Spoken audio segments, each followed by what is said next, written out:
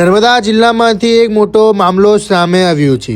કુંવરપરા ગામમાં પોલીસની રેડ દરમિયાન ભારતીય બનાવટનો વિદેશી દારૂનો મોટો જથ્થો ઝડપાયો છે।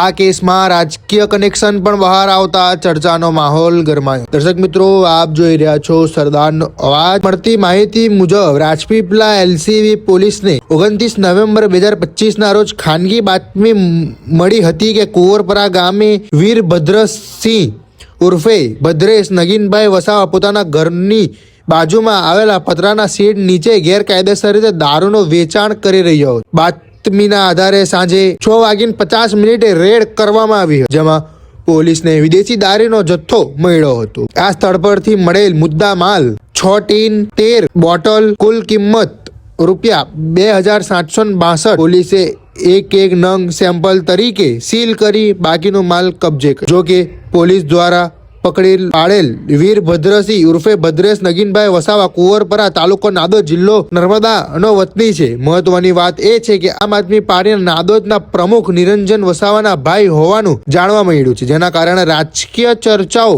ગરમાઈ રહી છે। આ બાબતે ભરૂચના સાંસદ મનસુખભાઈ વસાવા શું કહે છે, આવો સાંભળીએ। ગઈકાલે નર્મદા પોલીસે આમ આદમી પાર્ટીના નાના ભાઈ ભદ્રેશ પણ કહે છે એ કુંવરપુરામાં નાંદોદ તાલુકામાં આવેલું ગામ, ત્યાંથી એમના ઘરેથી 11 જેટલી બોટલો પકડી પાડી છે, રંગે હાથ પકડી છે વિદેશી દારૂ। આમ તો કહેવાય છે કે 5 પેટી હતી, પણ પોલીસમાંથી જ કેટલાક લોકોએ એ વિસ્તારનો જે પોલીસ કે જમાદાર છે એમને બાતમી આપી દીધી કે તમારા રેડ પડશે, એટલે 5 પેટી એમને સગે વગે કરી દીધી। પણ છતાં પણ એલસીબી હિંમતભેર આ 11 જેટલી બોટલો પકડી પાડી છે। આના અગાઉ પણ આમ આદમી પાર્ટીના આ નાનો ભાઈ, નિરંજનનો નાનો ભાઈ, એ પણ અગાઉ પણ પકડાયો હતો। અને આમ એ ઉપરાંત ઘણી બધી જગ્યાએ નિરંજન વસાવાના માણસો કે ચૈતરભાઈ ધારાસભ્ય સાથે જોડાયેલા લોકો આ દારૂનો ધંધો કરે છે।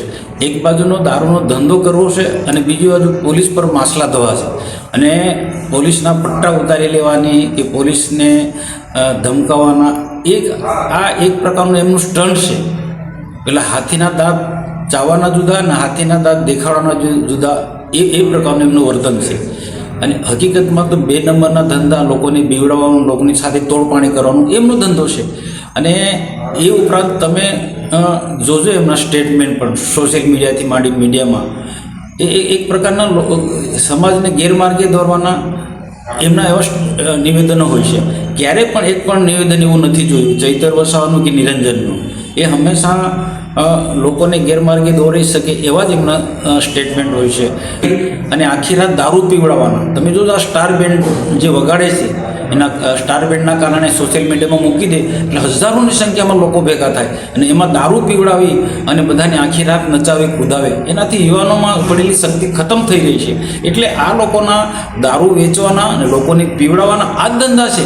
અને સુફિયાણી વાતો કરવી છે, સરકાર પર ટીકા ટિપ્પણી કરવી પડે। આ નિરંજન વસાવા કે જેમનો ભાઈ દારૂમાં જે પકડાયા, બીજી વખત પકડાયો, અગાઉ પણ પકડાયો હતો, અને એમને બીજું શું કર્યું છે, એમની બાજુમાં સામે વૃંદાવન હોટલ બને, વૃંદાવન હોટલ, એ જે વૃંદાવન હોટલ એ છે એ પણ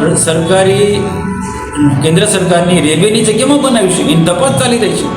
ને એનું પોતાનું બાજુના મકાન, કરોડો રૂપિયાનું મકાન બનાવ્યું છે નિરંજન વસાવાએ। નર્મદા જિલ્લા આમ આદમી પાર્ટીના પ્રમુખ નિરંજન વસાવાએ એ વૃંદાવન હોટલની બાજુમાં કુંવરપરામાં આલિશાન મકાન બનાવ્યું છે। એની શું ઇન્કમ છે? એનું કોઈ ઇન્કમ નથી ને આવી શું છે એમના આવા 2 નંબરના દારૂના ધંધા કરાવવા લોકો પાસે, અને ક્યાંક લોકોને ડરાવી ધમકાવી અને આ પ્રકારના તોડપાણી કરવાના આવા ધંધા છે।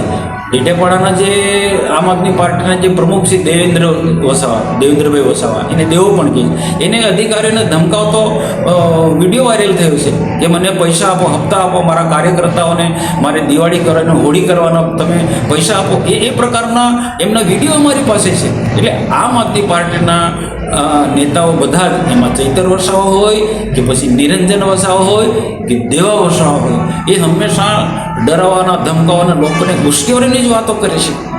તો આનાથી આદિવાસી સમાજ આગળ વધવાનો નથી।